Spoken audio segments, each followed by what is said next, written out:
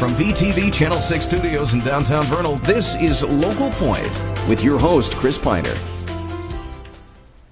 Welcome to Local Point, sponsored by Ashley Regional Medical Center. In the studio today, we have some members of the Uintah County Community Emergency Response Team. So welcome you two. And I've had you here on the show before. We've talked a little bit about CERT. Yes, a couple Community years Emergency ago. Response Team, so it's good to have you back. Thanks. Now, not all of our viewers know what CERT is. Can we just open by, Veronica, maybe you could share what is this? I said what it stood for, but what is it? It's a program that's under the Citizen Corps, which is under FEMA, and the Uintah County started the CERT program back in 2008, and we have a group of about 40 people that are fully trained and another 25 that are doing their training right now in the months of September and October, and then we'll have a disaster Drill, simulation. Was it 2 years ago when it started that you were here last? Has it been that long? Almost. Right around that time. Yeah. And there's something then significant, Michelle, about September, right? Right. September is National Preparedness Month. And so very fitting that we should have you here now. So now how does CERT fit in with what you do? Well, what I do is help people prepare for disasters, and the community responders help make sure that they all play well together. So you actually work for the county? I do. I work for the county, yeah.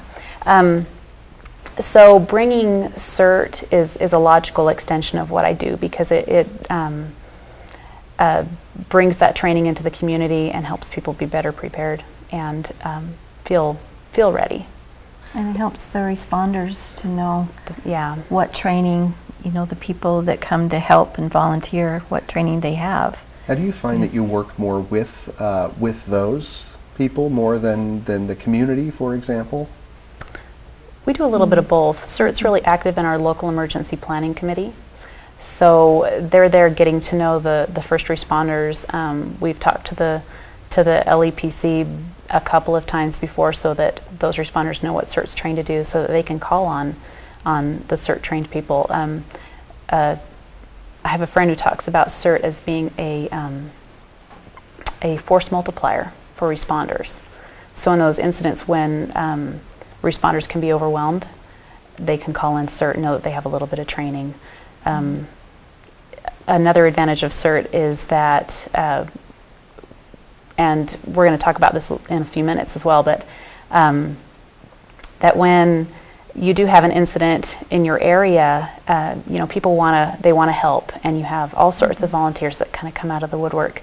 And if you can pre-affiliate yourself ahead of time with an existing volunteer organization, because you know you're going to want to help, you can be put to work so much faster. So that it's a good way if you've got those leanings that you'd like to help. Let's talk a little bit about that. So, one of our viewers wants to affiliate themselves with CERT. What do they do? Well, we have trainings usually in the fall and in the spring, and we've already started the training, but it's starting up a new, what would you call it? A new cycle, the 14th of October, I think it is. And anyway, that's the first module, and there's eight different modules. There's actually a series of trainings a person could go through to not just be a average volunteer, but a prepared, trained, safe volunteer. That sounds like a great thing. Now, how do they go about? I'm sorry, go ahead. Oh, well, the first couple times we had to get trainers from the Wasatch Front to come out, but since then we have 5 you have people. Enough local. We have 5 people that have gone through the training to be CERT trainers, and then we have 2 professional people, the fire marshal and a deputy in Uintah County, that help us also with some of the teaching some of the modules. And so with that small group of trainers, we're doing the trainings all ourselves now. And all right. That's keeping it local. Well, just quickly then, what do I do if I want to get involved? Who would I contact? Where do I sign up? How do I do that? Okay, well, I guess probably you would call me, Veronica Sturmer, or you would email me at Uinta County CERT at gmail.com. All right, that'll do. Well, I hope And you get just email ask. and calls. All right. Well, we'll return after this word from Ashley Regional Medical Center.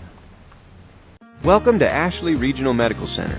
We have just added another amazing new piece of technology to our radiology department.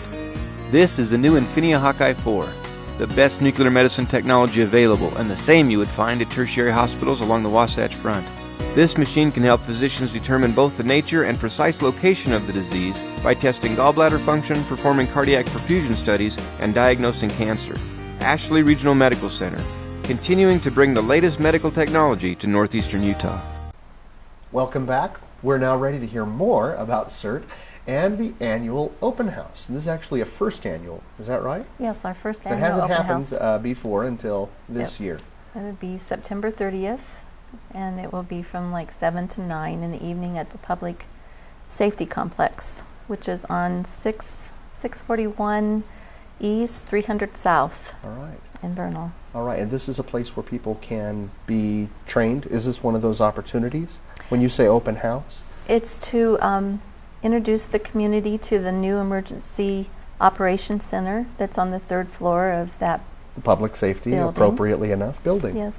All Our right. training where we have our manual with the different modules, that's done at the Public Safety Building too, in the EOC, but that's this is where just they'll an open come. house for Open house, everyone take to a look just at come. it. All right. Yes. But and this, go ahead and hold that up again. You've had this on your lap. this is This is the participant manual where the people will receive their training. Is that right? From Yes. this manual This with contains instruction. the 8 modules. Yes, it starts out with disaster preparedness module, and there's a fire safety module, and light search and rescue, and a couple of disaster medical, and Everything. it covers all and more. aspects of disasters. All right. Yes.